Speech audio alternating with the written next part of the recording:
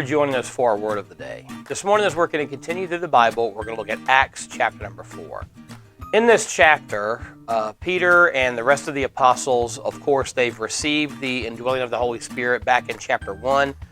They preached Pentecost in chapter 2 and saw thousands of people saved. And since then, they've been going around the city of Jerusalem. They've been preaching in temples, preaching in the marketplace, and they have seen thousands and thousands of people come to Jesus. And in chapter 4, they are arrested by the Sanhedrin, the religious leaders of the time, and they are the religious rulers of Jerusalem. They're arrested by them, they're brought before the Sanhedrin, and they're told to stop preaching the gospel. They're told, if you don't stop preaching Jesus, then we're going to beat you, arrest you, throw you in prison. And they actually do beat them before they let them go. But then Peter begins to preach to them.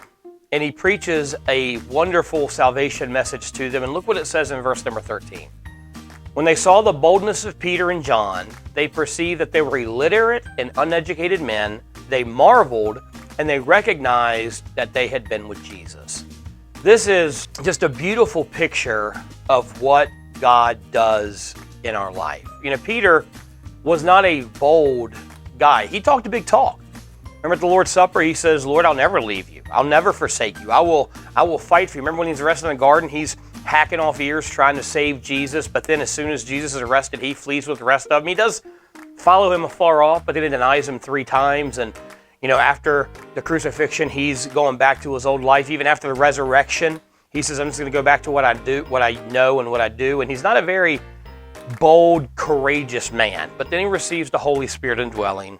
And he has a boldness and a love of Jesus in him that is recognizable to everyone around him. It reminds me of Moses in the Exodus. Remember when Moses in Exodus goes on Mount Sinai for 40 days, and when he comes back down, after spending 40 days with God, his face is glowing so much he has to cover his face so he doesn't scare people because he had been with God and people recognized it.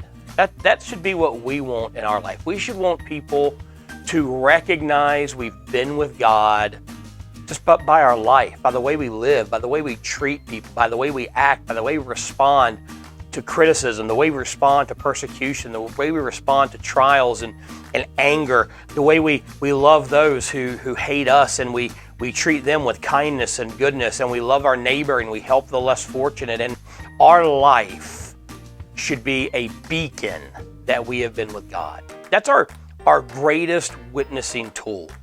God has given us a command to get the gospel to the entire world, to preach the gospel to everyone. And yes, we should boldly go out and preach the gospel and pass out tracts and witness to people.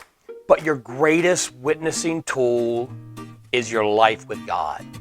Is people looking at you, looking at your life, looking at how you treat your family, looking at how you and your spouse treat each other, how you handle disagreements, how you handle disappointment, how you handle trials. People should look at you and say, there's something different about them. They have been with Jesus, and draw them to God through your life. That's a wonderful, wonderful prayer for us all to pray. God, help people to see in my life that I've been with you. Thanks so much for joining us for our Word of the Day. Be sure to be back here tomorrow as we continue through the Bible, and have a blessed day.